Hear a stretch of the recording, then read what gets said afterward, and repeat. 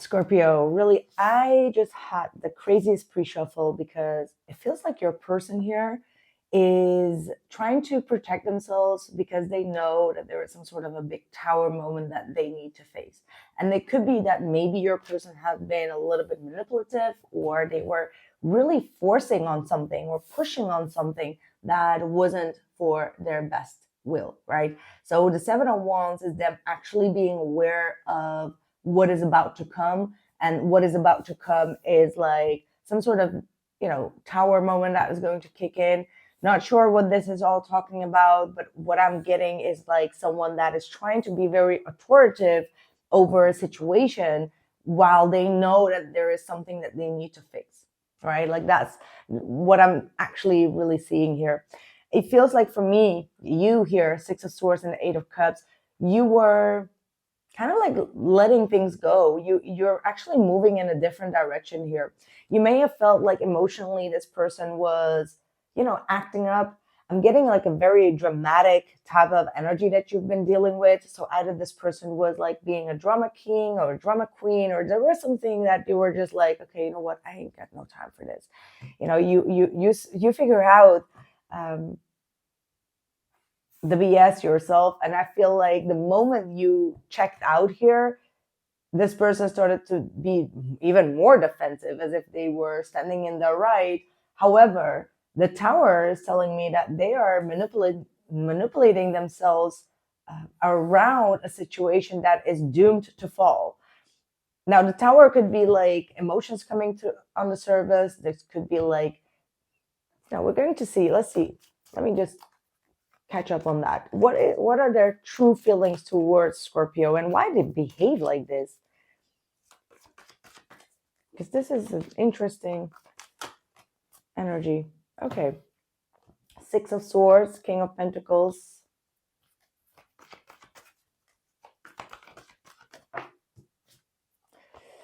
And the Seven of Pentacles, reversed. Bottom of the deck is the Nine of Swords and the Queen of Pentacles.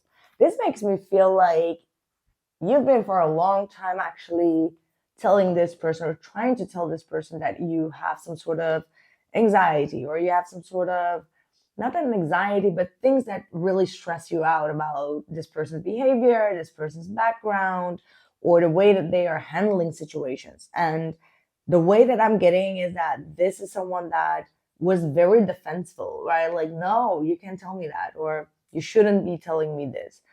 You shouldn't be, how do I say that? Warning me of anything, right? So they were very defensive. Now, at this point, it looks like the way that you distance yourself is actually allowing them to think clearer while you detach yourself. Now, that does not mean that you don't talk to them or whatever. It just means that you're detaching yourself from their behavior in a way that it's not affecting you. And the moment that you detach yourself, that's when this person comes into that King of Pentacles role of like, okay, I could actually learn from this. I should actually get more stable. They start to see your advices were actually to help them, to direct them. And at the same time, with the Seven of Pentacles reverse, they are aware that they may have been investing in a situation outside of you that was not for the longest haul or for the highest good, right? Like they're coming to the realization like, man, Scorpio, you are right all this time. It just took me a minute for me to realize that. Nine of Swords. So yeah, they're stressed out, even though they're not showing you, but they're stressed out.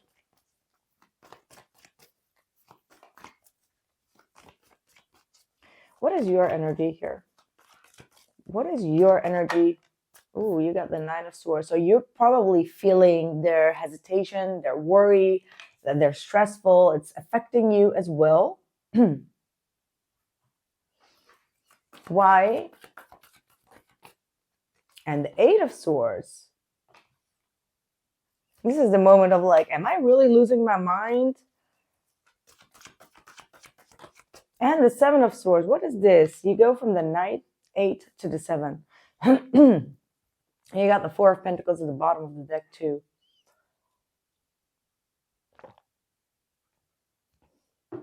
I mean, let's be honest, you can get this out of your head as well.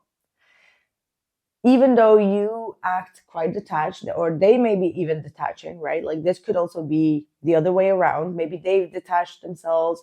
And the Nine of Swords, Eight of Swords, and the Seven of Swords is indicating in your energy that you feel overwhelmed. You're not sure if this is going to have a second round, what is going on behind the scenes. Like it's creeping in with you.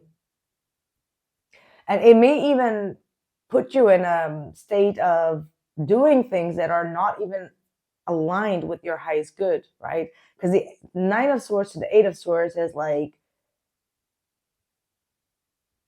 I almost get like a self-sabotaging energy here where you might be doing something that you could be regretting. Now, what I mean by that, just very simple. Now, take it however it resonates. I mean, like, it doesn't have to be like that, but, you know, this could be definitely what's going on in May later on. So be warned. You might be doing something shady, like making like a false dating profile or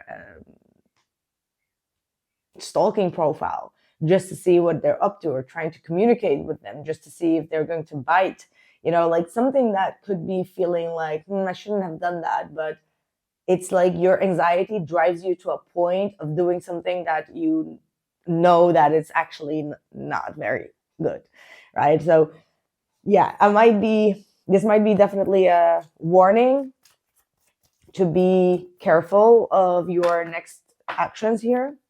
Yeah, because you could be ending up feeling not content with the outcome, right? Like whatever you're going to get is going to be like, you know, I shouldn't have done that. Anyway, let's see what their action is going to be. So please let me know if you had these thoughts.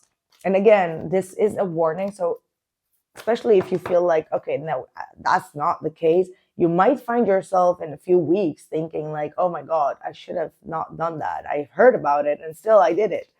You see, that's the divine. Sometimes we can make these predictions, and even though you get a warning, it's still something that you need to go through as a lesson. It's just the way it is. Don't worry about it.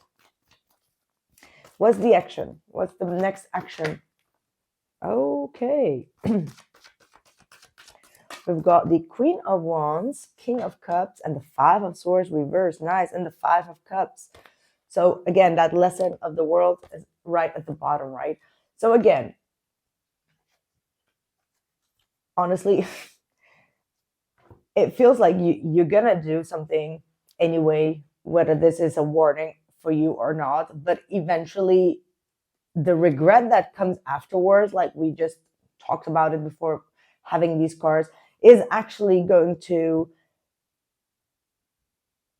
be helping the both of you to release some sort of an ego battle, right? It's the moment where also you make some sort of mistake where this person feels like, okay. So Scorpio is also like in need of fixing something internally, instead of like getting the full blame on everything. And that is actually going to be allowing the both of you to get closer to one another.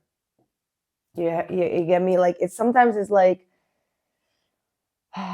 it takes two to do the tango, but also it takes two wrongs to make a right. You get my point? And I feel like in this particular reading, it's like, yeah, they can be wrong, but you also could go wrong. And if both of you can admit the wrongdoings, it actually would be more helpful for the both of you to get over something, rather than one person just keep on saying like, no, it's you, it's always been you, you're the one that always makes a problem, you know. So sometimes it's healthy if another person also takes accountability of, you know, doing something that was underhanded, doing something that they shouldn't have been doing, doing something that could be leading to some sort of regret. But in the long run, it's like lesson learned. And that's integration of the lesson. And once we both, you know, learn, we actually can move to the next round. You see? And that's the way it is. Like, you know me, I'm not a very ego person. If I'm wrong, I can absolutely admit to myself. And what would I be for a human if I would never make a mistake? And if I could never point out any mistake of what I did in my life or whatever, is that healthy? No, that cannot never be healthy. Why? Because you're not always a victim, right? That's what I'm kind of like getting at. See the divine passion coming through? Be honest with yourself. What is your heart's true desire? So I think this is all about like the honest truth, like the unfiltered raw truth, right? Especially when it comes to ourselves and the way that we can also, yeah, be in this Eight of Swords and the Seven of Swords. It's just what it is. And sometimes all it takes is to be open and honest with ourselves and with the other person to actually make things work for our favor. So take it however it resonates, and I'll see you guys in the next one. Don't forget to become a member if you haven't already, so you can have early access as well as all the extended readings as well. If not, you can always purchase them individually at theillustluminator.com. I catch you soon. Take care.